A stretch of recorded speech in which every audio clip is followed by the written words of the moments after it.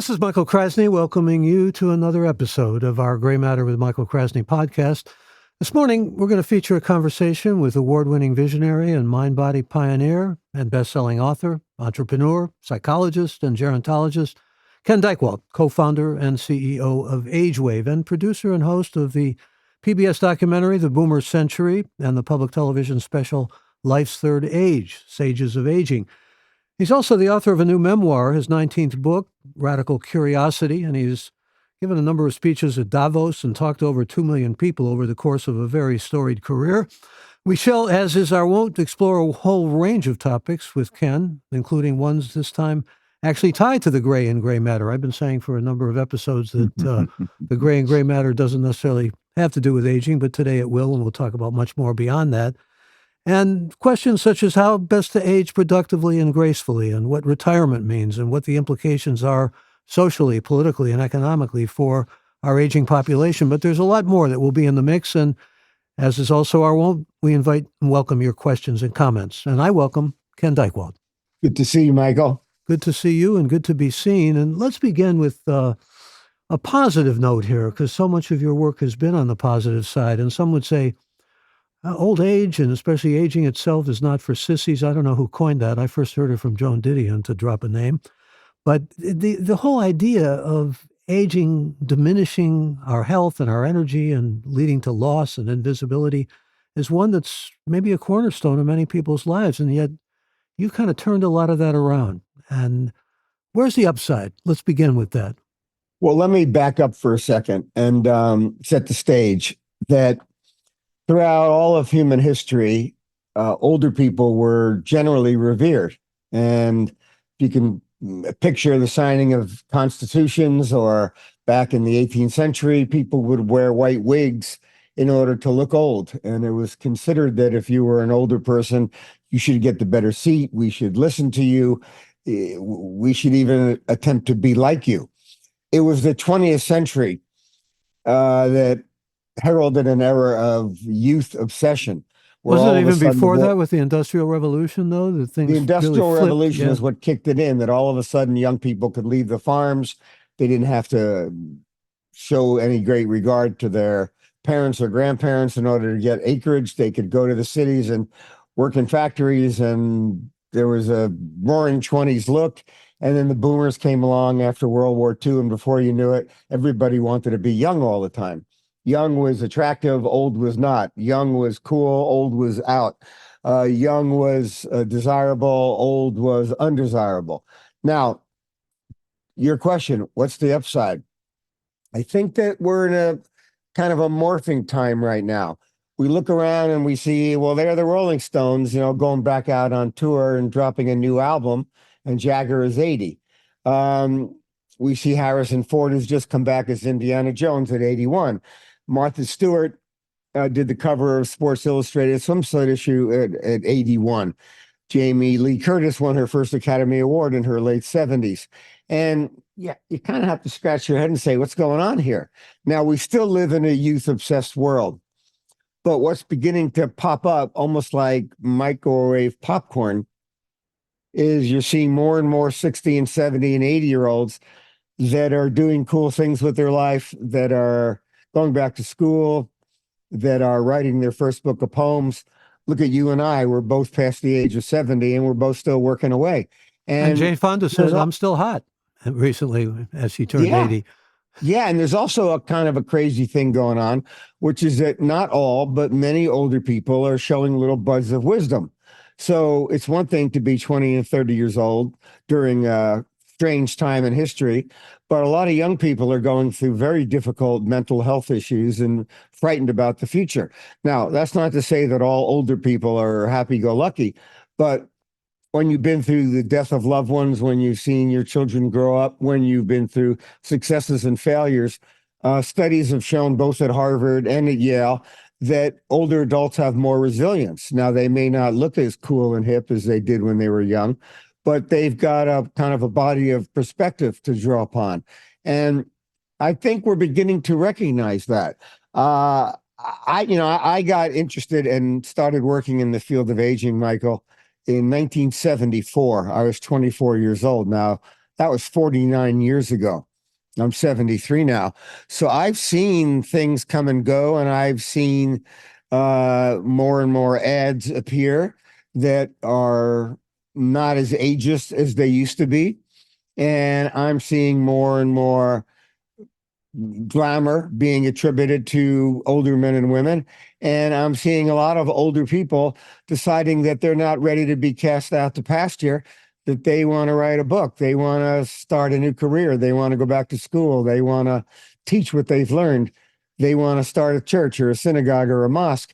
And it's all up in flux right now, as far as I can tell. By the way, the good news is that throughout 99, and no one's going to believe me when I say this, it just sounds too crazy, but throughout 99% of human history, medical anthropologists now tell us that the average life expectancy was under 18.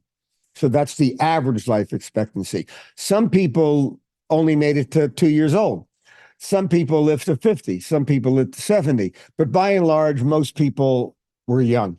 And now we're seeing the life expectancy elevate. And so living to 70, 80, 90, or in the future, 120 will become commonplace. And that's a wild thing all by itself. Well, when I think about that longevity, I think about how the key maybe to fluctuating and staying with the changes that go with aging and everything seems to be to just keep moving forward. I mean, mind and body. Keep yourself busy, keep yourself in a sense of purpose. Isn't that pretty much square with your research? Yeah, exactly. And I would say it's not something you can just turn on the TV and sit back on your couch and everything works out fine. You got to work to keep your body from falling apart. You know, when you're 30, you can eat whatever you feel like and stay up late. And once you start passing 60 and 70 and 80, you know, the stuff that creeps in, you know, and you see it in your friends and you feel it in your own joints and your mental functioning. So you got to work at it. But you add the idea of purpose in. And what we're discovering is that, well, I'll give you an example. I was friends with John Glenn years ago. And when Glenn announced he was going to go back up into space at 77, I was asked to provide commentary for one of the networks. And I listened to his first few interviews, and all the young reporters were kind of poking at him. Don't you think you're a little old for this? What if you have to go to the potty? What if your head blows up? And Glenn, who was a tough guy, turned to these young reporters and he said, hey, just because I'll be 77 doesn't mean I still don't have dreams. And that really made me stop and think, Michael, because I think in a youth era, we've assumed that young people have hopes and dreams, and you either achieve them or you don't, and then time's up. What Glenn was suggesting is that if you're going to be living in a new era, a new age of aging, you might have new dreams at 70. You might have your biggest dreams beyond when you ever thought it was possible. And we've got to open up the door to those possibilities. And so purpose is less a matter of simply hanging on. For many people, for a growing number of people, it's about discovering what their new purpose might be in their later years. I like the distinction you draw attention to that David Brooks makes between the virtues of success and the virtues for a eulogy. I mean, there's a sense when you're younger, you are striving towards success. And when you're older, maybe you want to think about the good things you can do, the real differences that you can make, the impact that you can have, and maybe even a altruistic way or a way that really serves society or serves a greater good. I like that distinction. Yeah, let's stay on David Brooks for a second because he's become kind of a modern philosopher of aging. Now, who would have thought that? And exactly as you said, he says at the end of your days, you'll have two resumes. One will be your career resume. What'd you do? How much money did you make? And honestly, nobody's going to really care about that. But then he says you're going to have your eulogy resume. Who were you as a human being? What did you give to others? And he also implores us to think about that if you're 50 or 60 or 70, because that might require, hands on the wheel and a right turn, because a lot of people for most of our lives, we're busy chasing a career or we're raising our kids. And then all of a sudden you find yourself with a lot of what I call time affluence. You got a lot of time in front of you, more than humans have ever had. We figured it out that the boomers in the United States are going to have 4 trillion hours of free time in the next 20 years. Well, what do you do with that? In the old school, when my grandparents reached retirement age, they pretty well just sat on the porch and waited till their batteries wore out. Now people have to scratch their heads and say, do I have role models? Maybe I can do something good for the world. Maybe I can give some of my money or my lessons or my wisdom to others who are less fortunate. Maybe we can make the world more equitable. And I think we're seeing not all older people, but a growing number of older people think altruistically about what role they can play. And it's not just about the hustle. If they have the economic ability to look into that and feel the independence that that can provide, right? Yes and no. Some of the most generous older people in America are not the richest. So, yes, it requires a certain amount of financial security in order to live 70, 80, 90, 100 years without going to sleep worried every night. But I wouldn't assume that, some of the most contributing older people are people who are giving at their church, or people who are helping raise the grandchildren, or people who are helping in their communities, and they may not be wealthy people.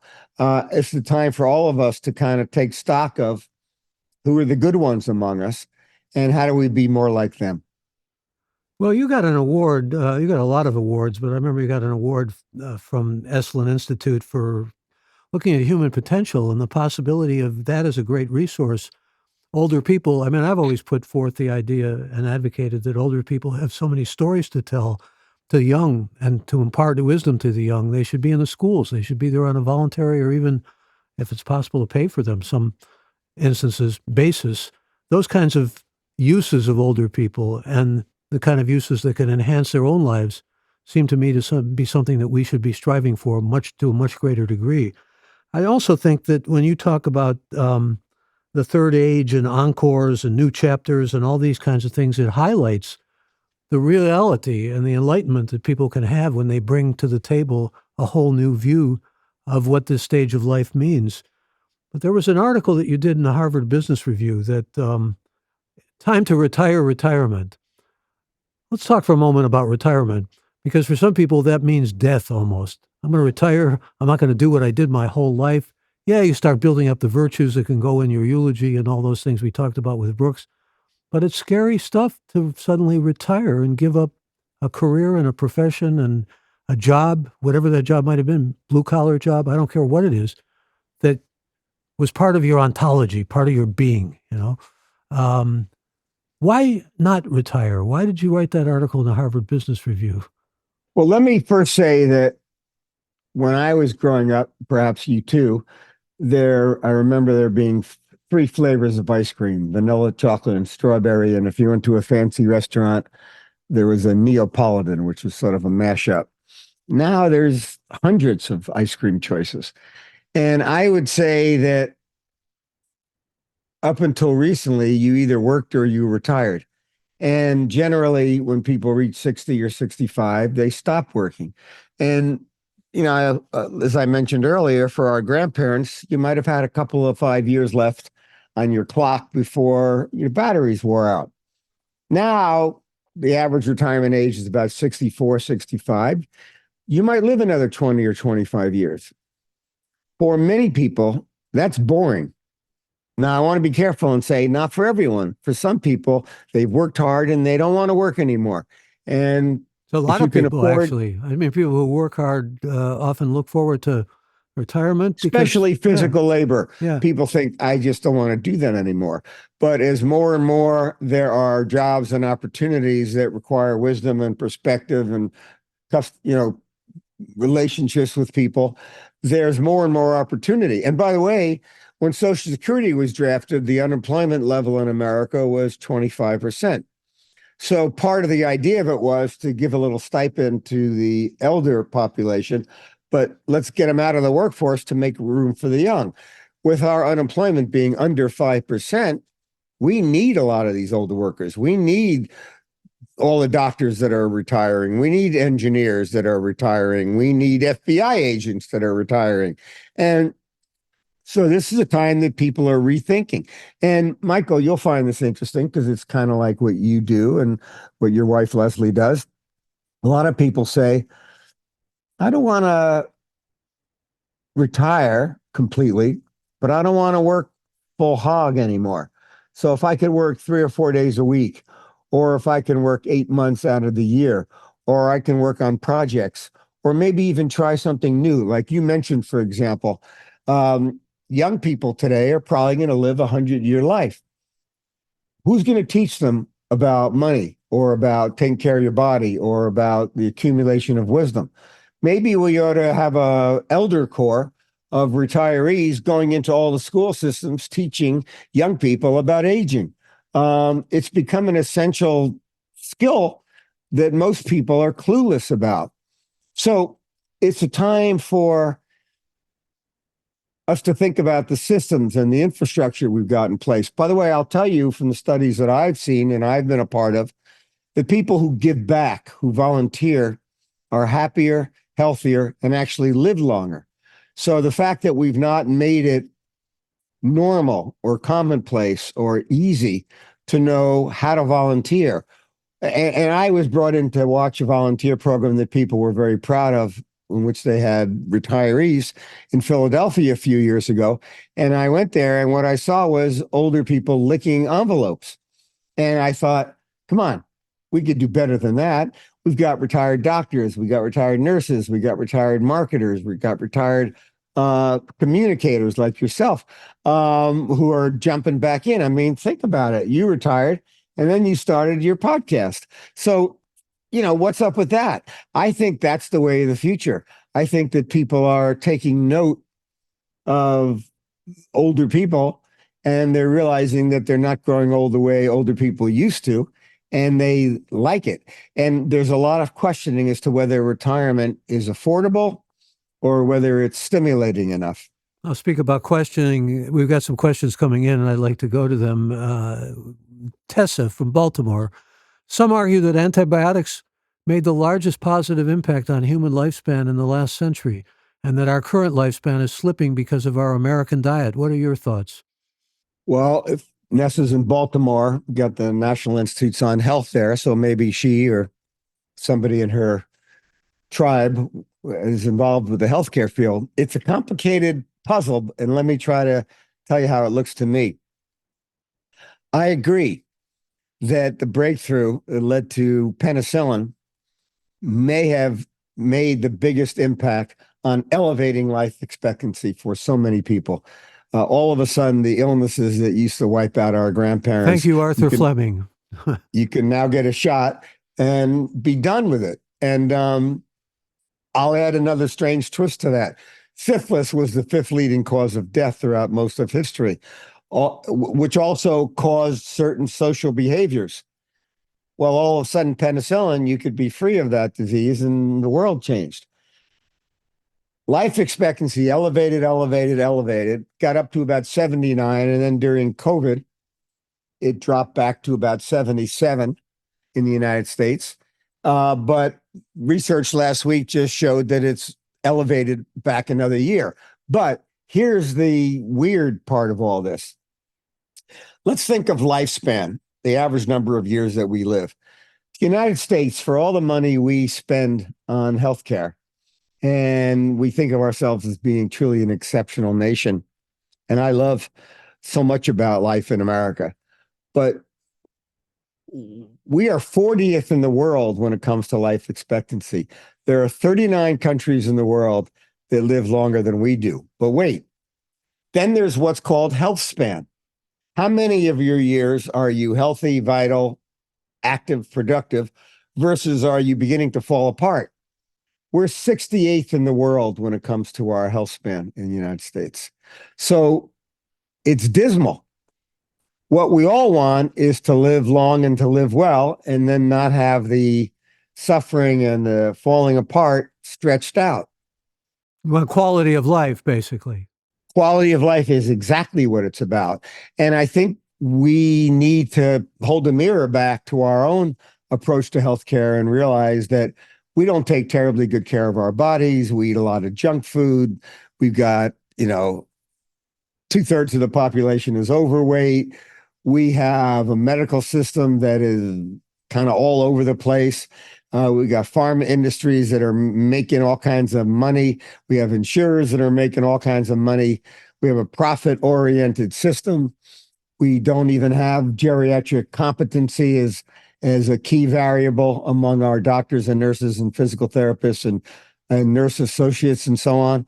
And it's become time, I think, for us to stop and think not just about how long might we live, but having done away with many, not all, of the acute infectious diseases with things like penicillin.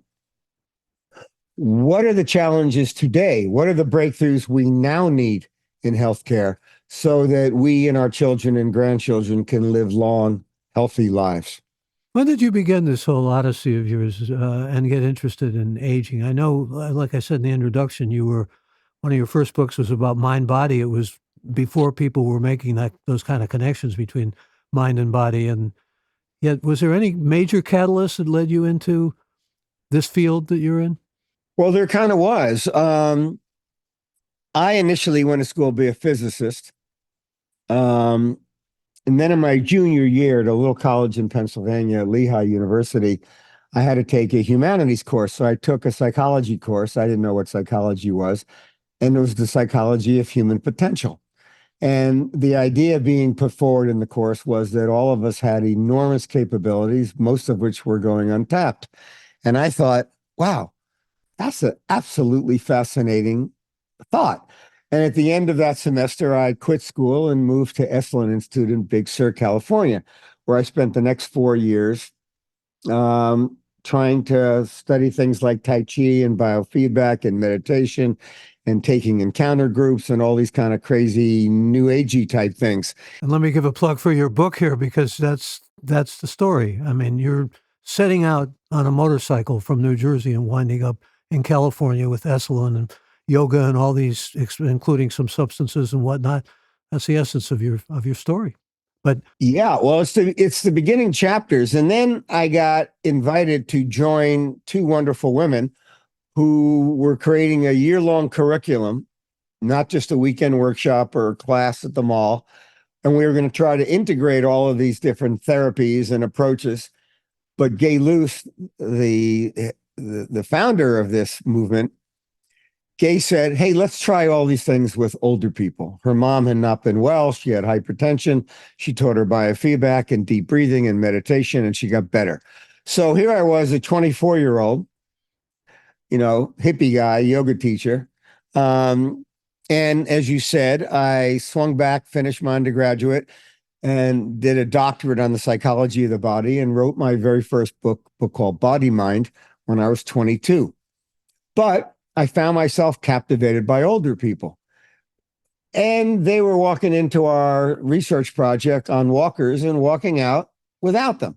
And they were feeling better than they felt for years. And I thought, wow, aging is more protein, it's more plastic, it's more changeable than we have thought. Project became a big success. We started setting up similar programs all around the world. And before I knew it, I found myself captivated not just by elders, but by aging. And what struck me was, a little bit like we've already touched on, that we were heading towards a future that, due to elevating longevity for the masses, declining birth rates as we became more urban and civilized and not living on farms, and the aging of the boomer generation, my own generation, the time would come in the future where, almost like a seesaw, we would flip-flop and aging would go from the periphery to the center of the bullseye. And that's what we're seeing right now, that we're seeing more talk about older adults, more questioning of people's leadership potentialities. We're learning about how to stay fit and healthy longer. the chronic illnesses of life's later years, from Alzheimer's to diabetes to kidney disorders and so on, are becoming more and more commonplace. And we're being challenged to envision how we can do a better job of creating a version of aging that most people can benefit from and enjoy their lives and even give back more. Yeah, I like what you say at one point about the boomers, which you've written a lot about, and that is that they used to be the generation that said, don't trust anybody over 30, and now most of them are over 60. They've doubled that number. Got some more questions coming in here. This is from Julie in San Francisco, who says, do you think series like Grace and Frankie with Jane Fonda and Lily Tomlin help with changing the perspective on what 70s and 80s can look like? What responsibility does the media have helping shape our perspective of older members of our community? Thank you for the question, Julie, and an important one, because the media has shaped a lot of our views and made us ageist in many ways that we don't even recognize. I was reading about, the sense of older Black people in advertisements, maybe going into pharmacies for a while. That was about it. Things are changing, though. They're changing as we speak. That's a great question. I think that shows like Grace and Frankie are contributors to people beginning to think that it's okay to be 75 or 80 and to be sexy or to be playful or to have friends or to be doing something with your life.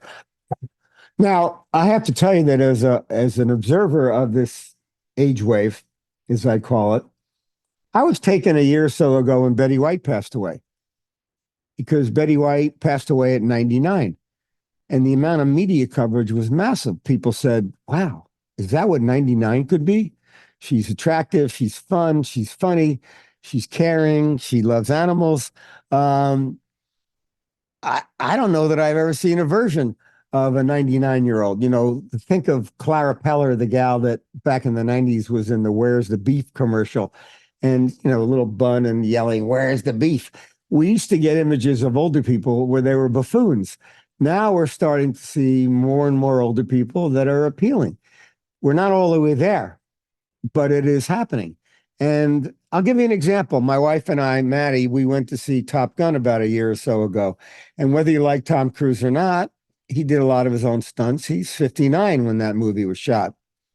I looked it up, and when Cocoon came out, the little old man who played the lead, Wilford Brimley, he was 49 years old at that time. So it's hard to picture, but we're seeing more and more older people who don't seem like older people and the way they used to be. I want to add one other twist to this, that, and you know this because you're a media wizard. In 1945, there were only 8,000 television sets in America. Hard to believe. But when the boys came back from the war, all of a sudden TV took off and kids could watch it. And advertisers began to realize that people formed brand preferences in their teen years. So if we can get you using our toothpaste, or if you like a pair of Tom McCann shoes, or maybe one day you'll buy a Buick, then we got you for life. It's called lifetime brand loyalty. And you don't bother marketing or creating media for older people because they're already set in their ways. And they were. Older people in that era were pretty set in their ways, plus having grown up in the shadow of the Depression, they were very frugal. Today, 50-year-olds are falling in love again. 70-year-olds are buying new software. They even had a golden age bachelor. The golden bachelor. And there's a marriage coming up in January.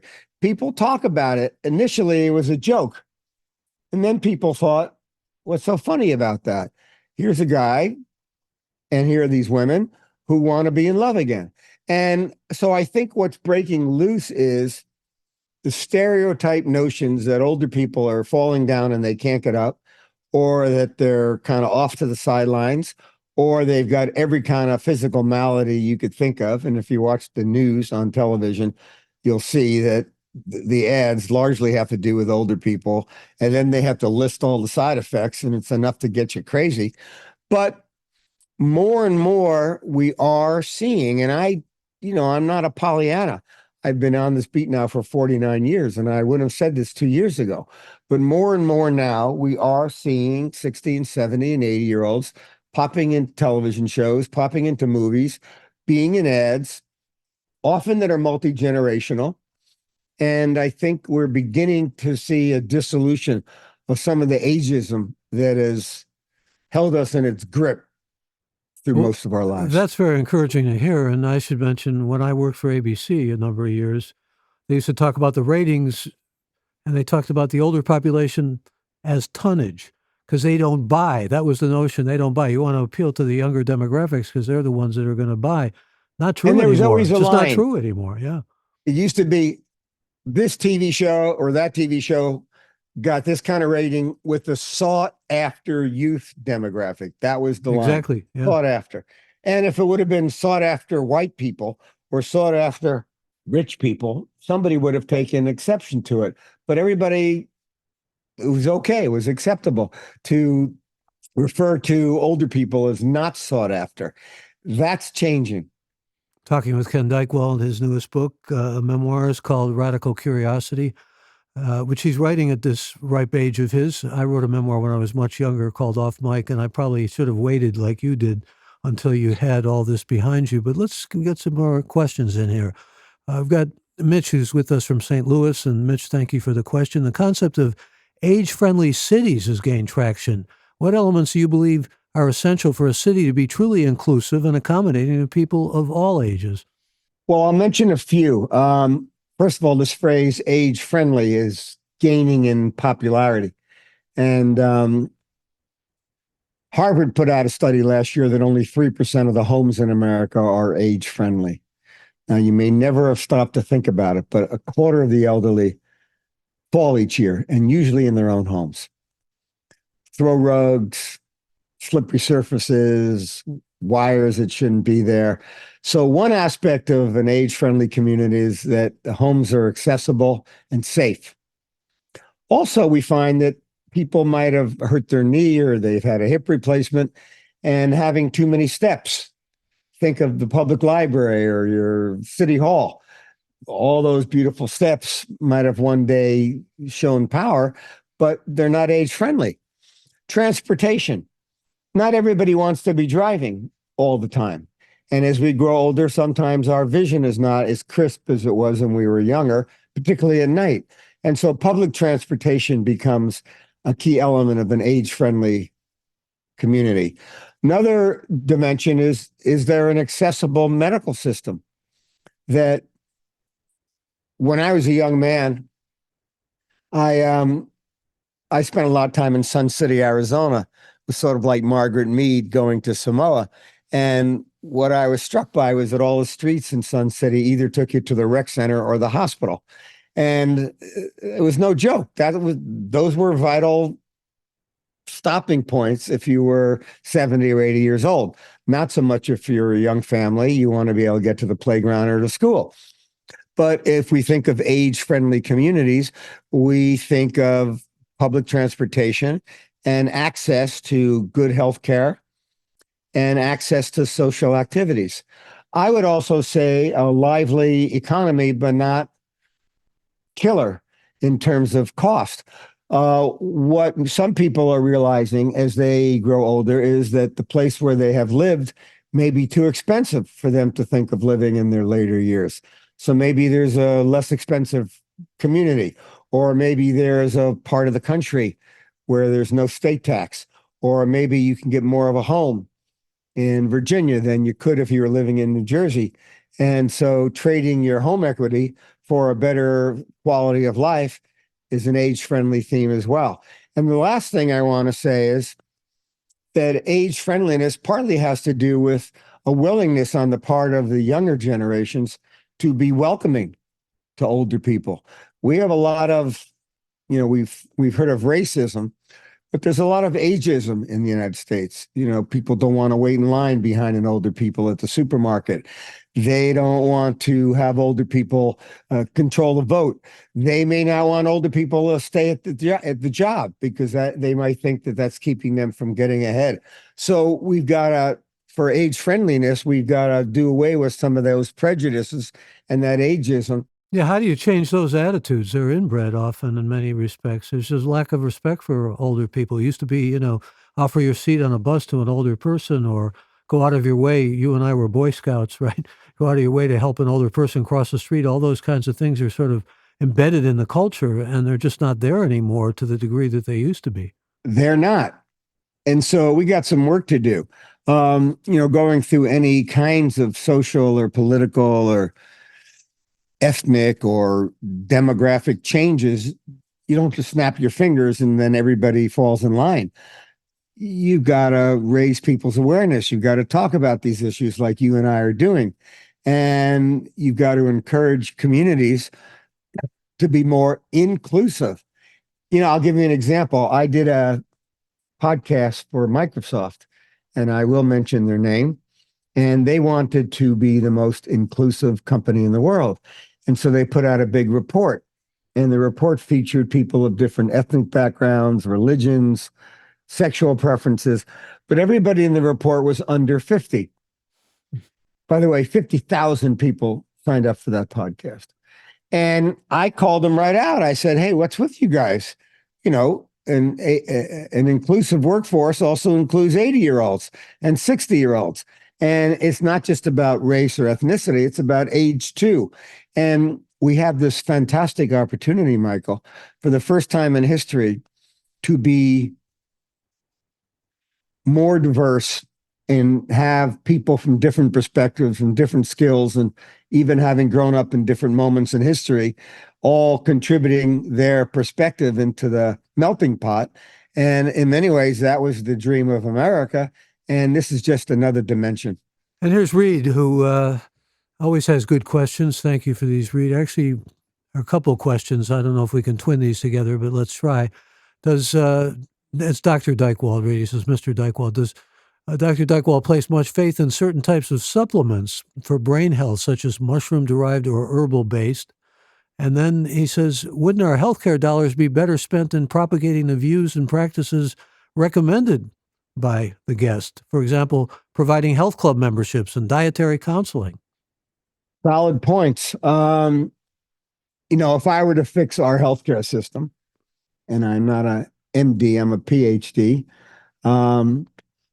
I would first of all make Medicare less confusing. I mean, if you gave me $1 million in cash right now, and all I had to do was explain Medicare, Part A, Part B, traditional donut holes, Part D, I couldn't do it. It's like a mean joke that you pass your 65th birthday and all of a sudden a healthcare system that's supposedly designed for you is incomprehensible. I'm sorry, I'm laughing. I shouldn't be laughing. It must be horrible for some people. I can't even imagine what they go through trying to figure that stuff out. No, and I've written 19 books. I've got a PhD. I'm Mr. Agewave, and I don't understand it. I get a document each month. I don't have it nearby here, but it says on the top left, this is for Ken Dychtwald from Medicare, this is not a bill. And in the upper right, it says, this is your bill. And it's like, wait a minute. Who understands that? Another thing is that we should all, I think this is where artificial intelligence comes in. We're all so unique. And if we're fascinated by supplements, rather than just taking a handful off the shelf and hope that some of them are good for us, maybe what we need is some sort of a diagnostic so that each of us can know, almost like a health Waze. Like before Google Maps and Waze came along, you kind of had to figure out how to get someplace by looking at a map. And maybe there was bad traffic or the bridge was out and you were stuck. Why not create sort of an AI-based health Waze so that each of us could know what supplements, what exercise, what amount of sleep would be best for us in order to help us live 100 years healthy? What else would I recommend? I think that we need to create a more integrated system. If you're over the age of 70, you might have 2 or 3 conditions, and you might have a diabetologist, and you might have a cardiologist, and you might have a nephrologist. And do they talk to each other? They may not. It's a hodgepodge. And last, I want to say that science needs to be a more integrated part of our healthcare system. For example, when I was 30, I collaborated on a book with Dr. Jonas Salk. And one night over dinner, Dr. Salk told me the story back decades earlier. In the 1940s, when poliomyelitis was rampant, people thought we're going to need a lot more iron lungs in the future. And what Salk said was, no, we need a vaccine to wipe out polio. And he had his breakthrough in 1953. The scariest disease for people as they age is Alzheimer's and related dementias. Now, we know that because there have been lots of studies done. And, when you're 30 or 40, you're not thinking about it, but you're 60 or 70 and it crosses your mind every day. Yes, we are funding more Alzheimer's research than we did a few years ago, but I would say not enough and not quickly enough. So how do we beef up our scientific breakthroughs, like the woman mentioned earlier in our visit, how penicillin was such a powerful change agent? If we could find a way to get an inexpensive $50 vaccine for Alzheimer's so that we could live our lives with cognitive health and with brain health and make contributions and continue working and not be so frightened, that'd be a great thing also. I think we need a new grand concerto for a precision medicine that's unique to each of us, but also will create health equity for everyone. What I'm noticing, Michael, and it's partly by being an author and being in a field, that the billionaires are all chasing down stem cells and vitamin supplements and all these kind of radical new anti-aging treatments. But if you're modestly resourced or you don't know how to get your hands on what's the right one of all of those, you're at a disadvantage. So I'm a little bit, maybe it's the boomer in me, but I don't think it ought to be just rich people who get to be healthy and live long.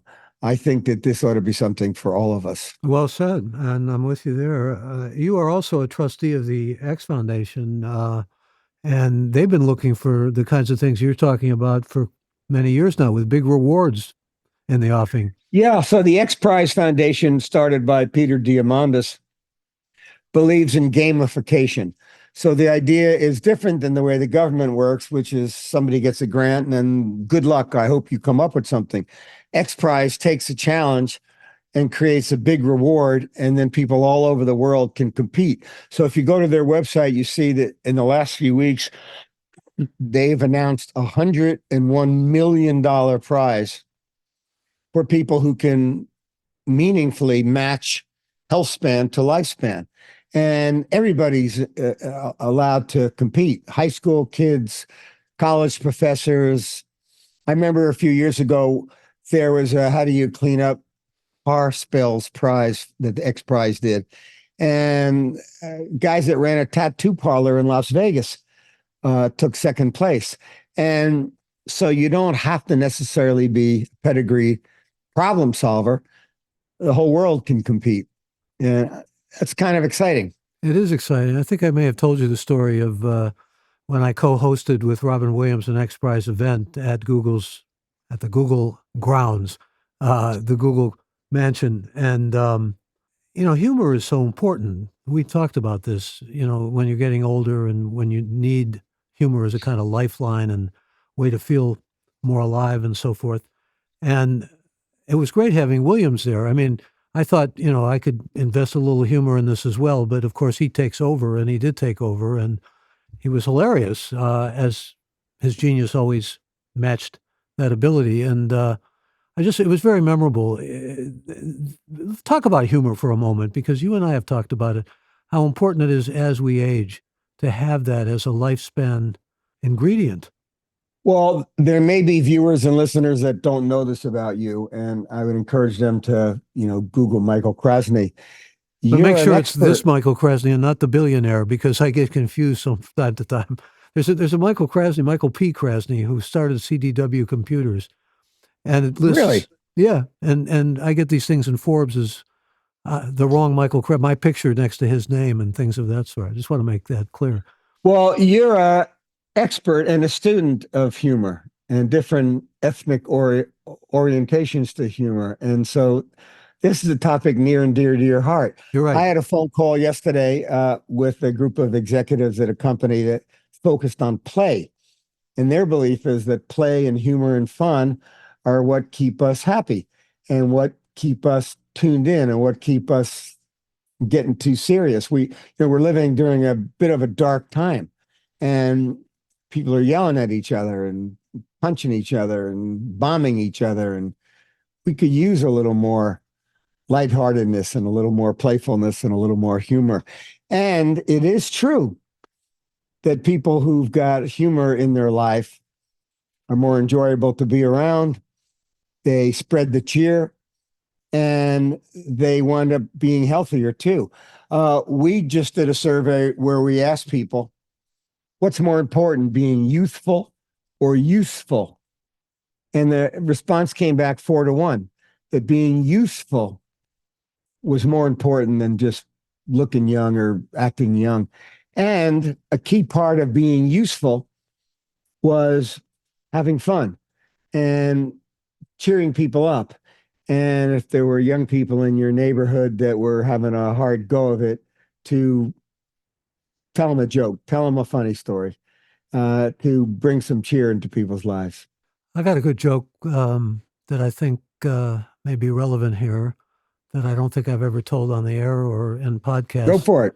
Well, I was just with some friends down in Phoenix, and they loved this joke. So, and I think it's your kind of joke, actually, if I read you right, as I think I have through the years. So the joke is that Mother Teresa is working in India, and she's doing all this wonderful work, and they get a call, and they take her out of this poor section. They say, there's a call for you.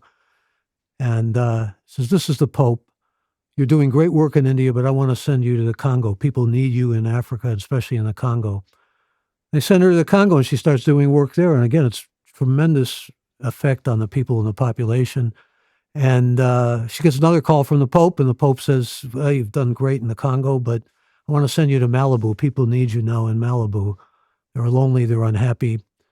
So she goes there, and then suddenly the Pope calls her, and he gets a recorded answer. This is Terry. I'm at the beach right now, but you can leave a message. Anyway, end of joke. All right, we'll go to some more calls. This is Melody from Ogden, Utah, who says, what advice do you have for individuals approaching retirement in terms of planning for a meaningful and purposeful post-career life?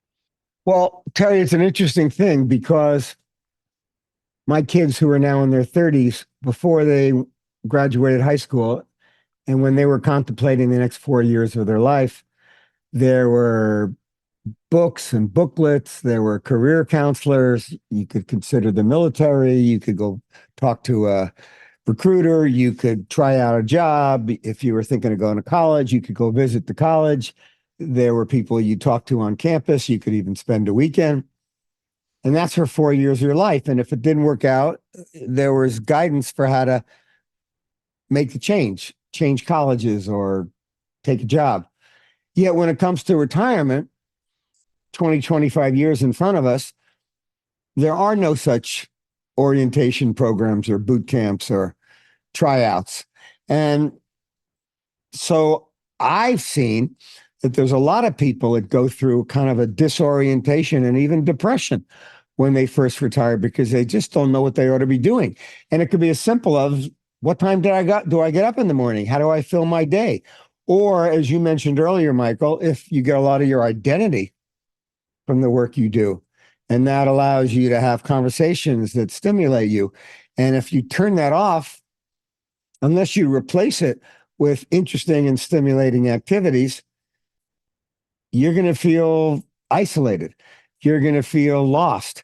And so I think we need to see more people transitioning into retirement in television shows. I think we need to see it more in movies. I think community colleges all ought to offer courses in contemplating what you might do with the next stage in your life, because the not knowing what to do is commonplace.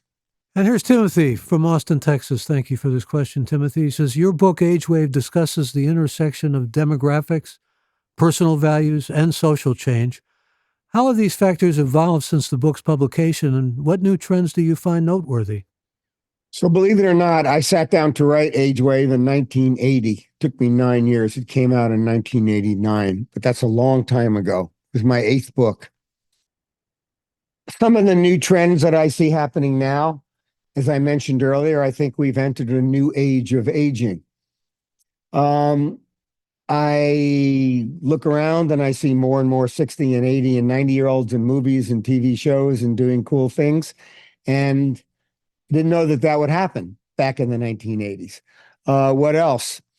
There's more and more attention being placed now on how do you keep your body fit, healthy longer. My wife, Maddie, has got a book coming out in May called Ageless Aging, the Mayo Clinic Press, and it's for women, is publishing, and she's already getting a massive amount of attention on it. So that's coming alive. There's also more and more questioning of whether retirement is for everybody. You mentioned an article I wrote 20 years ago in the Harvard Business Review, tied for first place with Peter Drucker, called It's Time to Retire Retirement. Things don't necessarily move quickly, but today, many people are wondering, should they retire? Should they not retire? Is it for them? Versus everybody ought to do it. And last, I want to say that I was captivated in the middle. I wasn't alive during this moment in time, but there was a medical student in Great Britain named Roger Bannister. He was the runner. He broke the 4-minute mile, right? And it was believed that humans could not run that fast. And he did. And then all of a sudden, people all over the world started running faster. So I'm a believer that transformation doesn't necessarily happen, by snapping your fingers. But as you see more and more examples of people who you think, hey, I could do that, or listen to that story, that inspires me. Or this guy, Dychtwald, he's saying that, he still likes working and he's 73. And there's Krasny still going at it. In fact, started a new career after he retired. Maybe I'll do that too. And I think that, like Roger Bannister, the more people we have trying new things and reinventing themselves and talking about it, the more it opens the door for millions more people. Well, give a plug for your book here too, because you've had a long marriage, so have I. That helps the aging process. It's been pretty much empirically proven that long marriages, especially if they're pretty good marriages, really help you get aging into place and age well. But Radical Curiosity, just the title itself, resonates with me. Keep that burning, keep that furnace going as long as you can, really, right? Right. There's a lot of focus on wealth and success and abundance, but what I've come to appreciate in my life is that curiosity. What do you care about? What matters to you? Why is that happening in the world? What is the state of the climate? Rather than having a formed opinion, being willing to be curious and keep learning, I think keeps people youthful and useful and makes the aging ride more enjoyable. Have we become a gerontocracy, though? I mean, I've heard what some will think is a bad joke about the upcoming presidential election. A comic who will remain unnamed, who's a friend, said, I'm deciding to vote for the older of two evils. I mean, the idea in many people's minds are Trump and Biden. How have we gotten to this point? And again, it brings in aging, and it brings in a lot of what we've been talking about here, because these are men who are judged. Well, actually, it's Biden who's judged to be too old. He's only 3 years older than Trump is. But, where's the youth in all of this in our country? A lot of people are asking, aren't they? I have to say that, at the risk of being ageist, I think there's something good about having all the generations dreaming of the future. To have so many older people making decisions, whether they realize it or not, they're viewing the world through their life stage, through their position in history, through their memories. And they may not be as tuned in or as open-minded about what the 20 and 30 and 40-year-olds are dreaming of and thinking of. So I think the idea of Succession, not the TV show Succession, but the idea of not how do we find ourselves in a situation where, first of all, it's amazing that we've got older people who are still game to run for office and still want to be in a leadership role. But I think we'd be better off if we had more generational distribution of our future leaders. Yeah, well, we have a sense of a dearth of leadership in general, which I think a lot of cultures don't have. They make their youth have that radical curiosity that you talk about, which will make them seek positions of power or positions of responsibility. I think I'm sort of with you. I look at the people that we've got taking the lead to run our country, and I wish that there were some more choices from younger generations that were viable and connected. And by the way, it's not just the leaders, it's the voting. People who are older are disproportionately the heaviest voters in most countries around the world. And so whether you realize it or not, a decision to keep Medicare and Social Security as they are, but not give breaks to young people for college tuition is a gerontocratic preference. Older people generally tend to vote in terms of what will affect them and their time horizon. And I think we need more of the voices of the young in the political discussion. There are a lot of those preferences built into our system. At the same time that older people are often invisible, not only to politicians of all ages, but to the population. Yeah. They've been invisible, but I think you'd agree that these last several years, they've become much more visible. Well, thanks to people like you and Claude Pepper and a few other names that come to mind. I mean, we've been... Well, you've just declared your Asian life stage because most younger people wouldn't even know who Claude Pepper was. By the way, he was a great figure in the aging field, popularized a lot of issues pertaining to older adults. And some people called him Red Pepper because he was left-leaning. But who are the young people? Who are the young stars? Who are the young... My wife and I went to see the Taylor Swift and the Beyonce movies just so we could see what everybody was talking about. And I'll tell you what, I didn't recognize their music, but I recognized talent and excellence at performance. And we felt that it's partly our responsibility at this stage in life to dip in to life and culture and music and fashion from the point of view of what young people are seeing so that we can be more tuned in to the younger generations. That's a tough question, but do you have a preference between those two? I mean, especially since Kanye West made it into a major issue when he came up and said Beyonce deserved the Grammy rather than Taylor Swift. I thought that the Taylor Swift production was the most extraordinary rock concert production I had ever seen. I thought the camera cuts and the camera shots that Beyonce used were mind-boggling, and never seen anything quite like it. Sort of TikTok times a million. And they're both very, very, very talented young women. We haven't seen the last of the contributions they're going to make. That's a good diplomatic response to that question. It was a bifurcated question, but in talking about TikTok for a moment, what effect do you see that having on youth? I mean, it's a youth culture that's so invested in TikTok. And right now, in fact, I've mentioned this a number of times, that social media, what we're seeing, the other social media besides TikTok and YouTube are not necessarily moving up, but those two are just soaring upward. And I have some concerns about TikTok and the ownership of the Chinese and everything. We won't go there, though. But I'm wondering of this effect of this quick kind of thing that people see in TikTok and the effect on the culture itself. Any thoughts?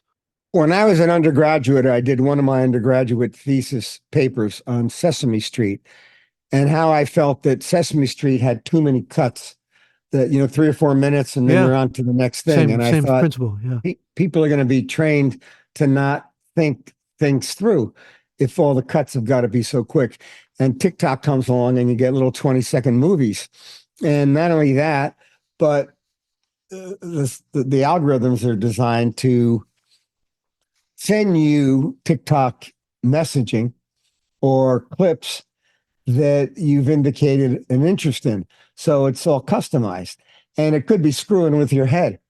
And I know that particularly for younger people, there's been a lot of evidence, whether it's TikTok or Instagram or some of the other social media sites, that for a lot of young people, especially young girls, it builds up this FOMO, this fear of missing out, which can be psychologically addictive and damaging. And those of us who are older maybe know so little about these social media platforms that we don't pay them any attention. But when I see the soaring rates of mental health distress, and I see the correlation with social media, I think we need some more grown-ups in the room monitoring and managing the emergence of, and there'll be other ones. TikTok will be replaced by another one that'll be hip and cool and play different tricks. And by the way, I'm a TikToker, and I don't post, but I follow. And there's a lot of entertaining stuff that's, Agreed. if you don't want to watch a whole movie, you watch a 30-second movie. And so it's not worthless, but what's the effect on our thinking if we're getting trained to think in 20 and 30-second bites? When I decided we're going to talk to Ken Dychtwald and made that decision, I thought, never would have imagined winding up talking about Beyonce and Taylor Swift and TikTok, but that's where these conversations can go. And you and I have made a study of conversation, just a good example of that. I want to, first of all, remind those who are listening that Ken Dychtwald's book is called Radical Curiosity. His 19th. And I do want to say that all of the earnings from the book are being donated to Esalen Institute. That a little bit of the David Brooks philosophy here, that it's not about how can I get rich on this book, it's about how can I give back. Yeah. And you've been giving a lot back, and I commend you. And thank you. It's a pleasure to have this conversation with you, and it's certainly been a great pleasure to have known you. And I think we can call ourselves lifers as far as friendship. So thank you for this. And thanks to all who joined us for this Gray Matter with Michael Krasny episode, and to all of you who will be joining us in the future on Apple, Spotify, or graymatter.show, where we again invite you to sign up for membership in this growing and exciting community. That's Gray with an E. Thanks to the Gray Matter with Michael Krasny team of Alex, Shannon, Colin, Chad, Kevin, Jeff, and Colleen. And to this episode's special guest, Ken Dychtwald, Dr. Ken Dychtwald, a special thanks as well. I'm Michael Krasny. Bandwidth for Gray Matter is provided by CacheFly at CACHEFLY.com.